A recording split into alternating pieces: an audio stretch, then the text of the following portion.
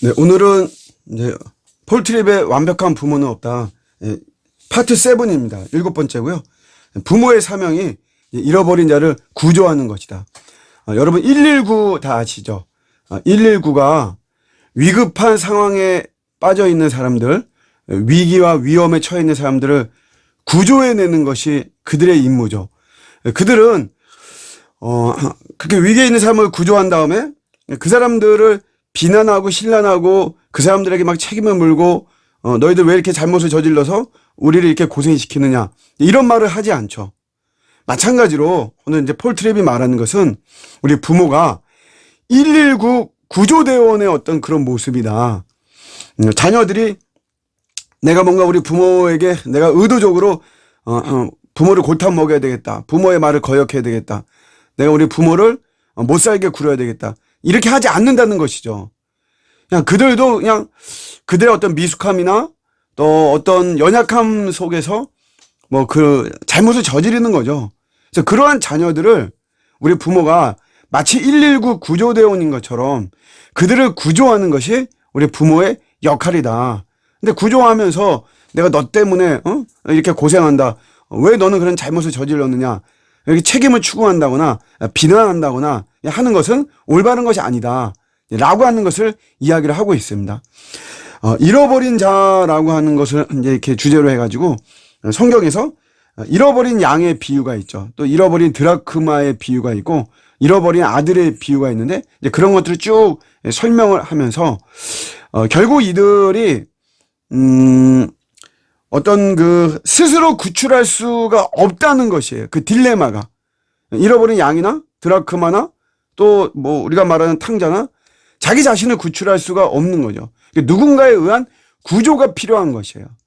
우리 자녀들의 일탈이라든가 자녀들과 어떤 우리 마찰이 생기는 부분들, 자녀들이 우리 부모에 대한 어떤 말을 거스르고 하는 모든 것들이 결국은 이제 이 자녀도 우리 스스로 자기 자신을 구출할 수가 없다는 거예요. 이런 데서 구조를 해야 되는 거죠.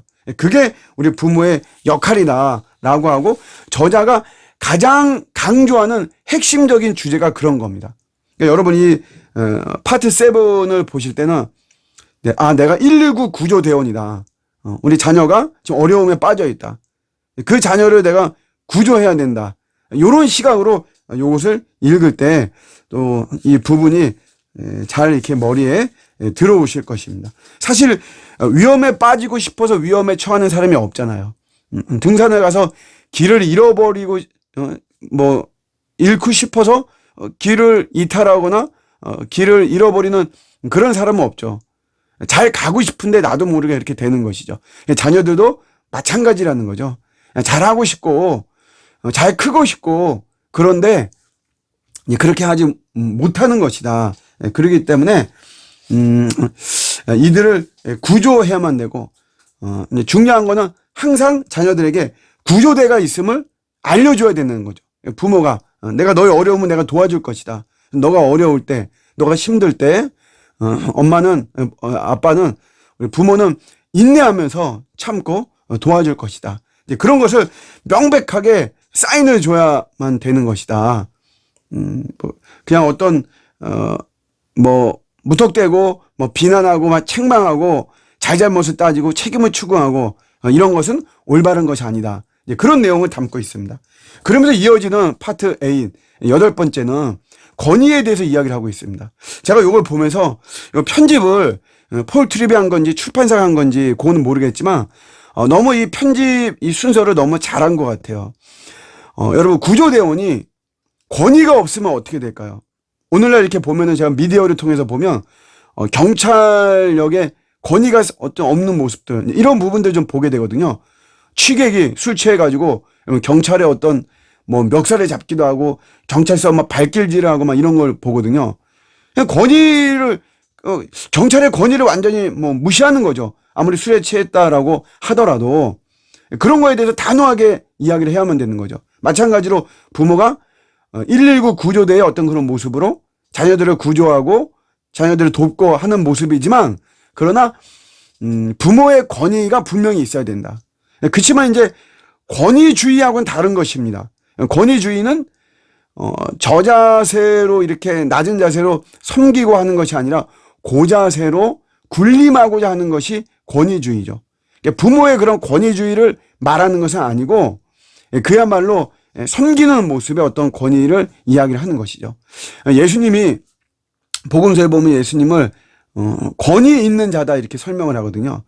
권위가 원래는 요게 이제 그 에센스라고 하는 걸로 설명이 될 수가 있죠. 그러니까 본질이란 말인데, 그러니까 본질을 꿰뚫는다.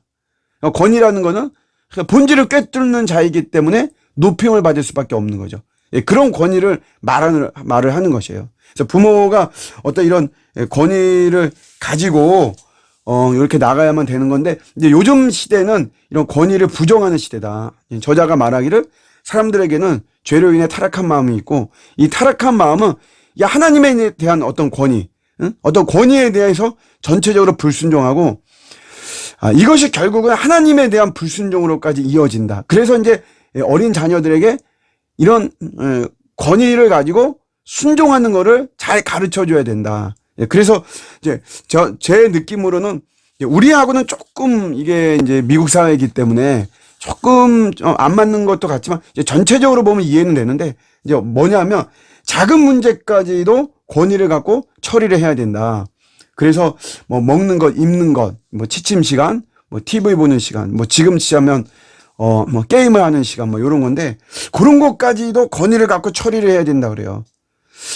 큰 틀에서 보면 뭐 이해는 되고, 그게 옳다라고도 봅니다. 왜냐하면 작은 부분에서 처리가 돼야지만이 큰 문제까지도 처리가 되기 때문에. 그런데 이제 여기 너무 작은 문제까지 이렇게 하다 보면 오히려 이게 이제 마찰이 있지 않을까, 뭐 이런 생각도 듭니다.